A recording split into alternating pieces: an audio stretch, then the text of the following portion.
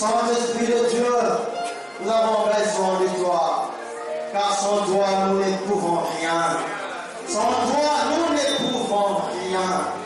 Tu as dit que le Saint-Esprit vous enseignera toutes les choses. Saint-Esprit, c'est toi l'excellent enseignant. Enseigne-nous toutes les choses. Nous nous confions en toi et nous te laissons la place. Prends la place de roi. Dans le nom de Jésus, nous t'acclamons en Seigneur.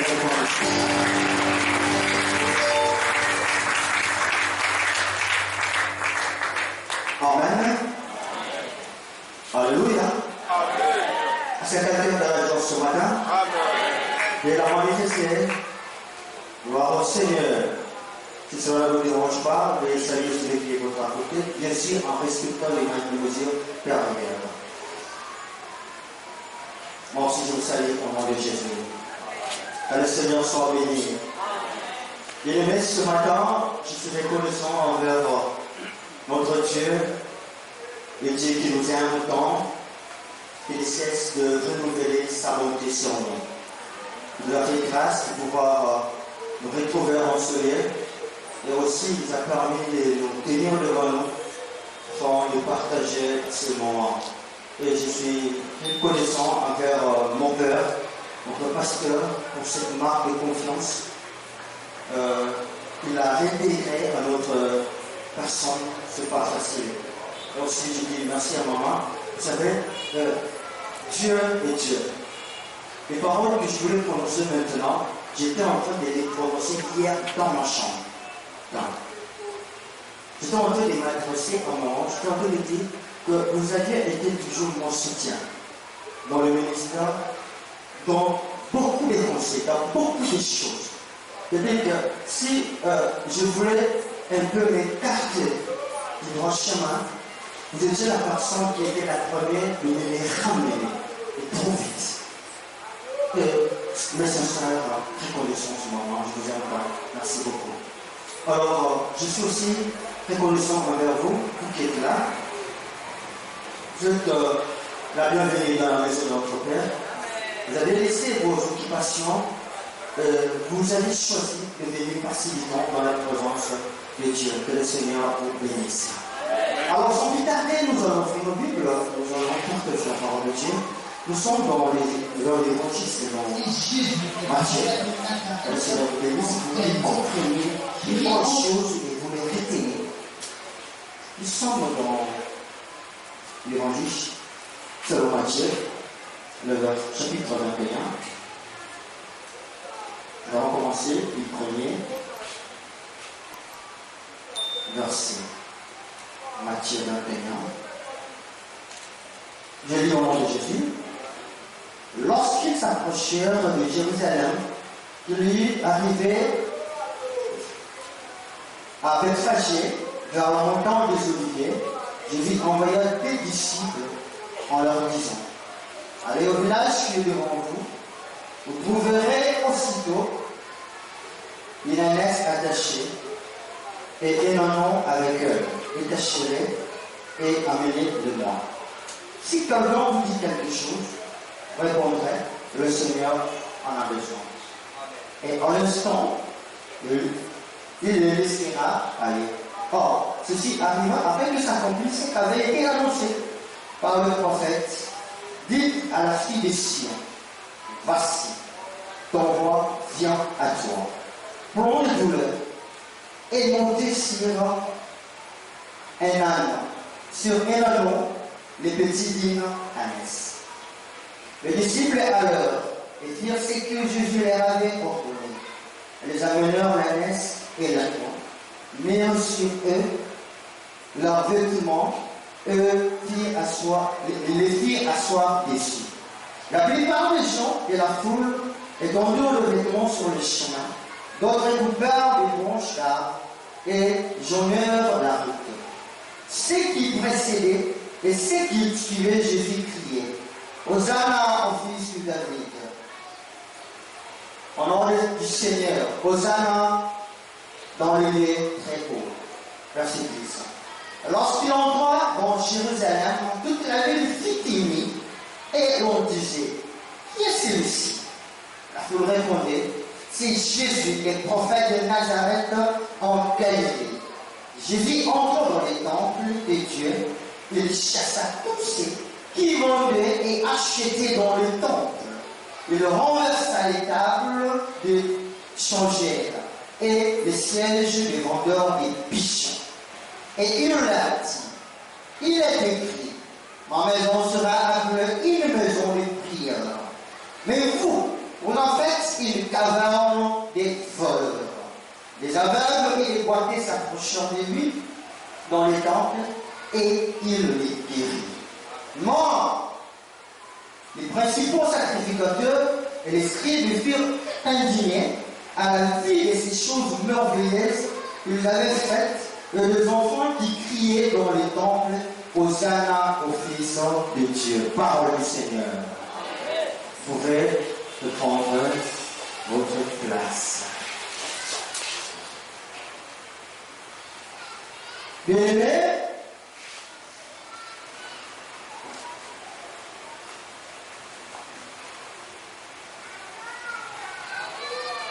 le récit que nous venons de lire, il s'agit de l'entrée triomphale de Jésus dans Jérusalem. L'entrée triomphale de Jésus dans Jérusalem. Et ce matin, je voulais dire à quelqu'un que Jésus est entré dans ta vie avec gloire. Il est entré dans sa gloire dans ta famille. Il est entré dans ta gloire dans tes entreprises. Il est entré dans sa gloire dans tout ce que tu fais. L'entrée triomphale de Jésus. Bien-aimé de Dieu. Ici, on nous raconte une histoire merveilleuse. Et cette histoire est en train de nous faire voir combien il est important que Jésus entre dans Jérusalem. Et cette importance ne s'est pas limitée seulement pour les hommes qui étaient à l'époque de Jésus, mais c'était aussi important pour nous les chrétiens de ce jour, ou des siècles. L'entrée triomphale de Jésus. Bien-aimé de Dieu. Le thème que nous voulons partager ce matin, par la grâce de Dieu, nous l'avons intitulé « Voici, ton roi vient à toi ». Amen. Est-ce que quelqu'un peut m'aider à dire à son voisin que « Voici, ton roi vient à toi ». C'est ça le temps que nous voulons partager ce matin. Voici, ton roi vient à toi. On nous raconte comment Jésus est entré dans Jérusalem. La Bible dit que Jésus a envoyé des de ses disciples. Et il leur a dit, allez au village qui est devant vous. Et vous trouverez une ânesse et un agneau. Déliez l'agneau. Si on vous demande, dites que le Seigneur a besoin. Mais je dis à quelqu'un ce matin que le Seigneur a besoin de toi. Le Seigneur a besoin de toi.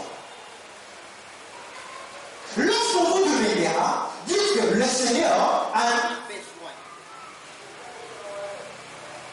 Ici, la Bible ne nous éclaire pas à qui appartenait cet agneau. Et par là, je vais dire à quelqu'un que tout ce que nous voyons sur la terre a été créé par Dieu. Il est capable d'utiliser comme il veut et comme il veut. Et toi également, tu es une créature merveilleuse de Dieu. Dieu t'a créé à son image. Et il peut t'utiliser comme il veut et comme il veut. C'est pourquoi ce matin, je veux te dire que le Seigneur a besoin de toi. Parce que tu peux m'aider à dire à ton voisin que le Seigneur t'a besoin. Le Seigneur t'a besoin. Et la chose la plus importante, c'est que les disciples ont obéi à la voix de Dieu. Ils sont allés quand Jésus les avait ordonnés. Et par après, ils ont trouvé la chose comme elle était indiquée. Elles ont pris l'agneau, ils sont venus avec. La Bible dit, lorsque Ils ont pris les pagnes, ils ont mis sur l'agneau, et ils ont fait monter Jésus. Et Jésus est entré dans Jérusalem dans sa gloire. Je vais dire à quelqu'un que l'entrée de Jésus dans ta vie, ce n'est pas une entrée timide, mais c'est une entrée de gloire. Il est entré comme un roi. Il est entré comme un roi. Voici, ton roi vient à toi. Voici le roi vient à toi. Bien aimé, aujourd'hui, si on informait à quelqu'un que le chef de l'État devait venir lui rendre visite, quelle serait son attitude? Comment il va voir les choses? Comment il va considérer les choses? N'est-ce pas, il va ordonner à sa maison. Il va limiter les visiteurs. Il va balayer la maison. Il va prêter les choses. Il va faire sortir les choses de vases d'honneur pour l'accueil du président. Mais ce matin, je ne suis pas venu parler du président de ce monde. Je ne suis pas venu parler de l'homme qui est limité. Mais je suis venu t'adresser et parler du président, du roi des rois. Jésus n'est pas le président des présidents. Parce que le président a un mandat. Le président a été choisi ou soit il a été voté. Mais Jésus, il n'a pas été choisi, il n'a pas été voté. Il est le roi des rois. Et son mandat est éternel. C'est lui que je suis venu te parler ce matin. Voici ton roi vient à toi. Il est le roi des rois. Il vient dans sa gloire. Il ne vient pas pour contempler seulement ta maison. Il ne vient pas seulement te visiter, une simple visite. Mais il veut venir s'imposer comme le roi. Il veut régner dans ta vie. Il veut dominer dans ta vie. Il veut orienter les choses. Il veut réorganiser les choses. Il veut restaurer les choses. Il veut te donner la paix et la joie que tu as perdue depuis longtemps. Voici ton roi à toi. Amen, peuple de Dieu. Jésus est entré dans Jérusalem dans sa gloire. Les gens chantaient. Ils célébraient. Comme nous aujourd'hui, nous célébrons la Pâque. La Pâque, notre temps, c'est la délivrance. La sortie des enfants d'Israël. Vous savez, les enfants d'Israël étaient esclaves en Égypte. Les enfants d'Israël étaient dominés par Pharaon. Les enfants d'Israël étaient en train de peiner, ils souffraient. On les maltraitait. Alors Dieu s'est décidé de pouvoir le délivrer, de le faire sortir de cette servitude. C'est le même aussi. Lorsque Jésus est entré dans une vie, il veut que cette personne devienne libre. C'est pourquoi il nous dit que lorsque le Fils a franchi, il deviendra réellement libre. C'est la mission pour laquelle Jésus vient chez toi. Il veut te rendre libre. De faire sortir de la servitude. Il veut que tu sois libéré de cette chaîne. Il veut que tu sois libéré de l'esprit impur. Il veut que tu sois libéré de la maladie. Il veut que tu sois libéré du péché. C'est la raison pour laquelle Jésus vient à toi ce matin. Voici ton roi vient à toi.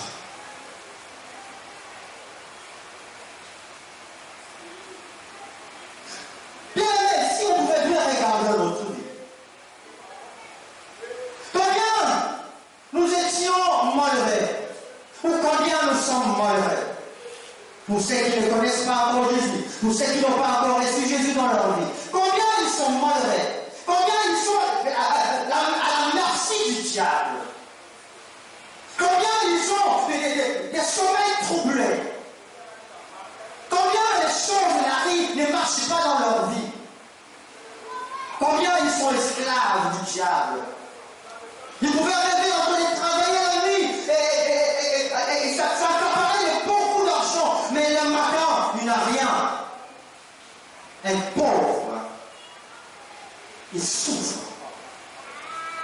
Jésus veut sauver et guérir ce type de personnes. Voici ton roi, viens à toi.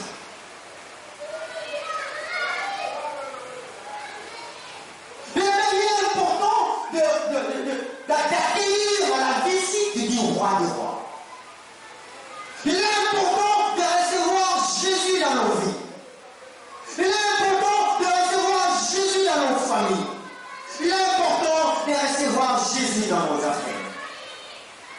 Combien de familles qui sont troublées, des familles divisées, il n'y a pas de paix, il n'y a pas de joie. Si nous regardons nos familles, vous allez constater que chacun pour soi. On ne peut pas mettre les choses dans la communauté. On ne peut pas travailler ensemble, chacun pour soi. Des familles divisées.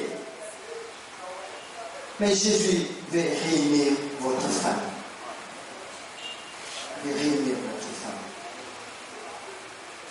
Et que parlons de couples qui sont divisés depuis longtemps? Que parlons-nous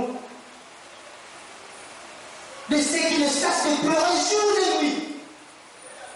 Mais Jésus, ce matin, il veut venir te visiter pour te redonner la joie que tu as perdu depuis longtemps. Voici ton roi, viens à toi. Bien-aimés les cieux, alors que Jésus entrait dans Jérusalem, il est entré dans sa gloire. Les gens chantaient pour lui. Les gens acclamaient. Mais ils ne connaissaient pas le cœur de Jésus. L'âme de Jésus était en train de saigner. Pendant que les autres se réjouissent, les saints sont en train de pleurer. Jésus voyait sa mort. Parce qu'il est resté que 6 jours pour qu'il soit crucifié à la croix pour vous et moi. Jésus est entré dans Jérusalem pour un but. Et ce but, c'est quoi? C'est la croix. Quelqu'un qui accepte la souffrance. Quelqu'un qui accepte d'être déchiqueté. Quelqu'un qui accepte d'être méprisé, abandonné de tous. Mais il accepte de venir entre dans Jérusalem pour que moi et vous soyons sauvés. Jésus a fait de vivre l'amertume à son âme. Jésus a fait de vivre la douleur dans son âme. Jésus est en train de vivre les souffrances dans son âme. Alors là, nous voulons juste prendre des souffrances afin de te communiquer sa paix.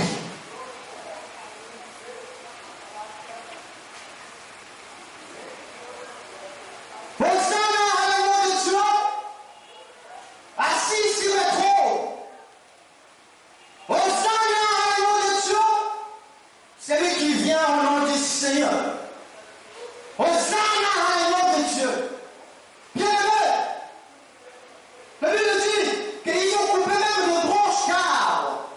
Ils ont mis sur la route pour que Jésus monte et qu'il entre dans sa gloire.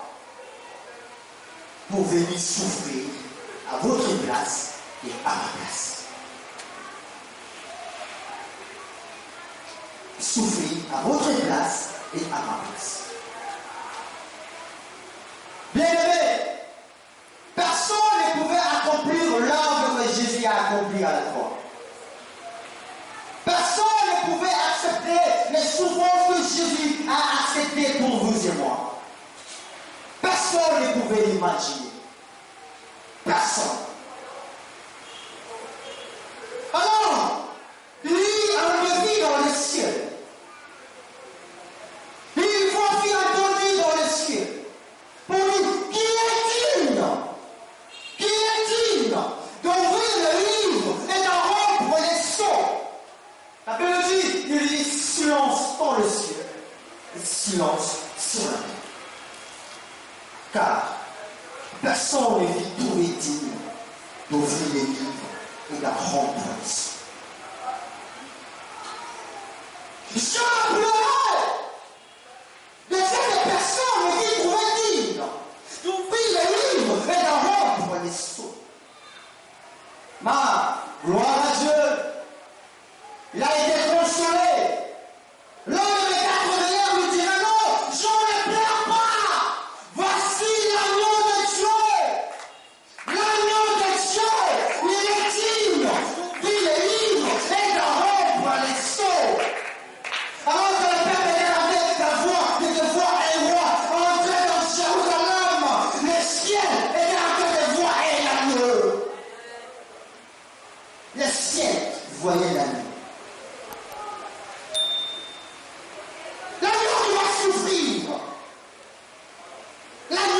Souffrir. Il va accepter la mort, il va accepter la honte, il va accepter le mépris de tout le monde. Les railleries, l'agneau de Dieu, qui ôte les péchés du monde. Et cela prouve l'amour de Dieu à notre égard. Dieu nous a aimés. C'est pourquoi il a envoyé son Fils unique. De venir accepter la mort honteuse, afin que nous ayons la vie, afin que nous ayons le privilège d'être comptés enfants de Dieu, d'avoir le privilège de nous approcher à chaque jour dans la présence de Dieu, cause de cette œuvre de la croix. Jésus est entré dans Jérusalem. Oui, il chantait, il louait Dieu. Mais il ne savait pas réellement exactement le motif pour lequel il louait Dieu. C'était un mystère. Gloire à Dieu, parce que tu nous as envoyé ton Fils. Gloire à Dieu, parce que nous ne serons plus esclaves du péché. Gloire à Dieu, parce que maintenant nous serons placés libres dans ta présence. Il chantait Hosanna. Hosanna, Hosanna. Hosanna, Hosanna. Mais il ne comprenait pas. C'est pourquoi lorsque Jésus est entré dans Jérusalem, il a vu les peuples, il dit, oh Jérusalem, malheur à toi, parce que tu n'as pas compris ton temps de visitation. Tu n'as pas compris les temps de Dieu. C'était un bon moment. Le temps de la rémission des péchés. Le temps de la rémission des péchés. Voici, ton roi vient. Je vais encore m'aider à dire à ton voisin que voici ton roi vient. Jésus est entré dans Jérusalem. Alors, pourquoi Jésus est entré dans Jérusalem? Nous allons lire le verset, du verset 14 au verset. Il y a du verset 12 au verset 14, s'il vous plaît.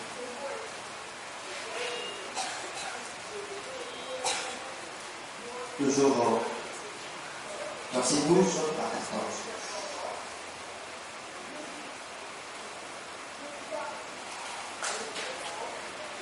Jésus entra dans les temples de Dieu, il chassa tout ce qui vendait et achetait dans le temple. Il renversa les tables des échangeurs et les sièges des vendeurs des pigeons. Et il leur dit, il est écrit, ma maison sera appelée une maison de prière. Mais vous en faites une taverne de voleurs. Les aveugles des boiteux s'approchèrent de lui dans les temples et il les guérissait. Voilà la raison pour laquelle ton roi vient à toi. La Bible nous dit, lorsque Jésus entra dans les temples, il a trouvé que le temple était transformé en marché. Le temple était transformé en marché. il y avait des gens qui achetaient et des ceux qui vendaient. Dans les temps.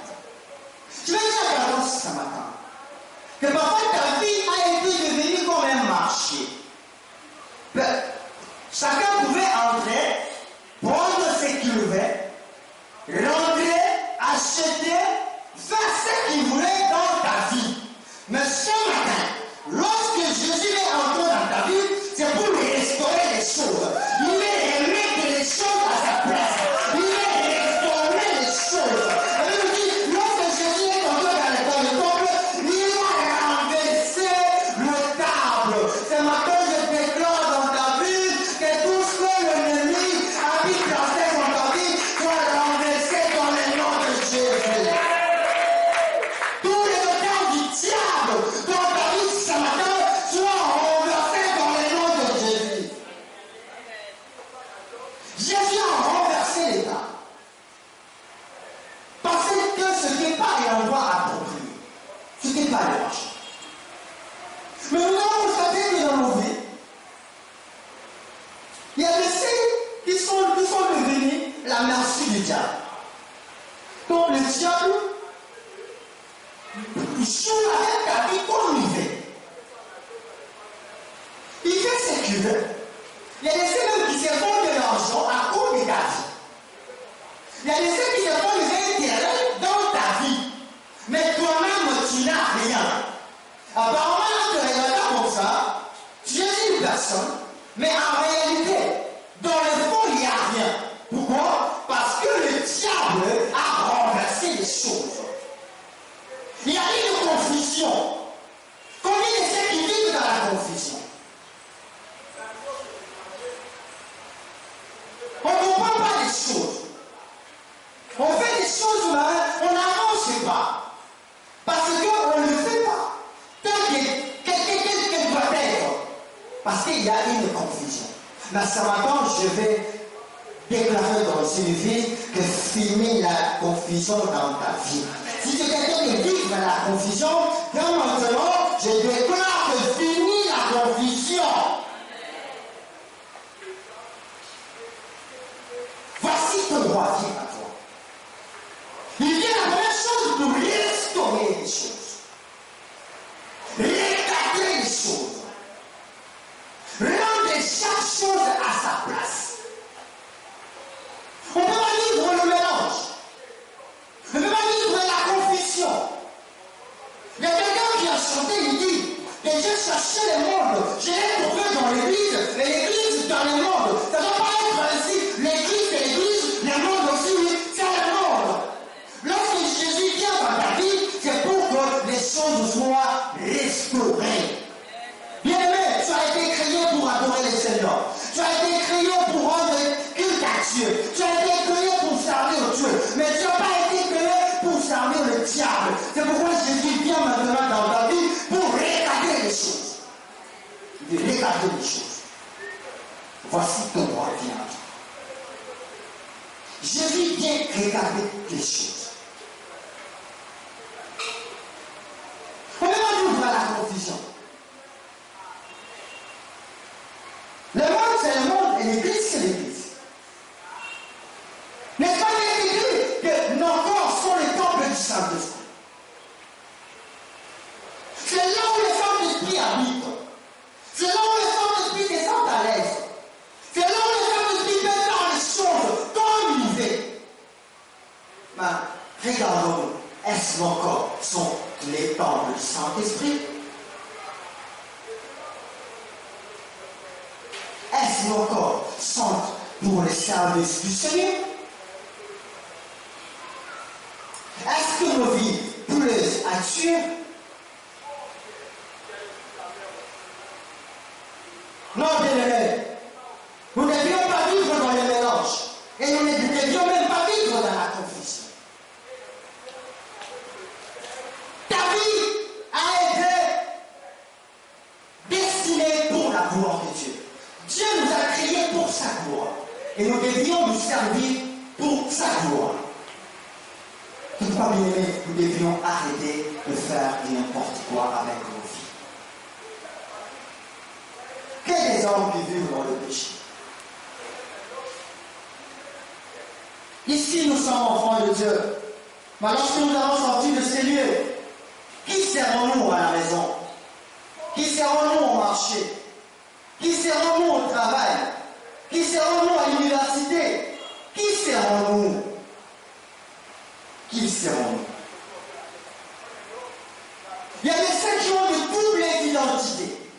À l'église, ils sont enfants de Dieu. Dans le monde, ils sont des mondains. Païens. Personne ne peut servir. Personne ne peut servir qu'un autre. Personne.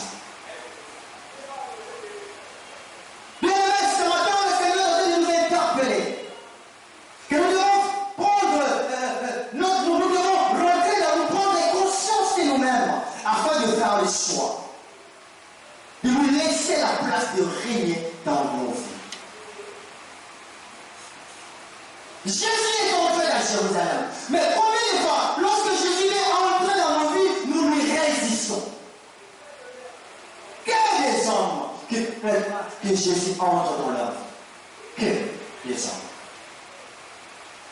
Non, nous sommes dans l'église, nous avons le thème à l'autre. Oui, bien aimé, tu as pris une bonne décision. Mais si par exemple la mort s'y prenait à l'instant même, où passeras-tu dans l'éternité?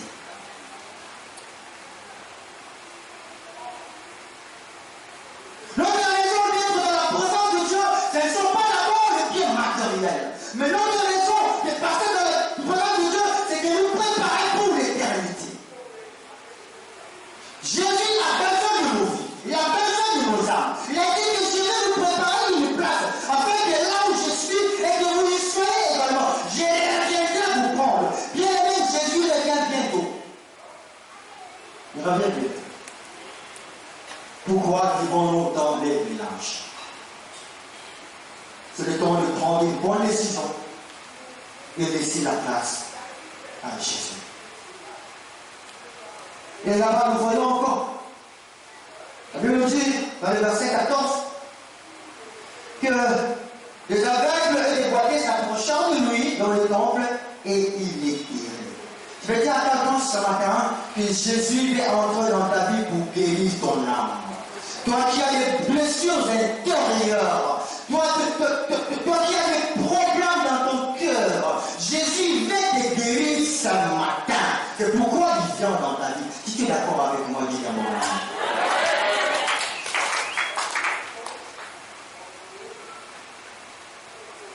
Les malades s'approchèrent de lui et il les guérissait.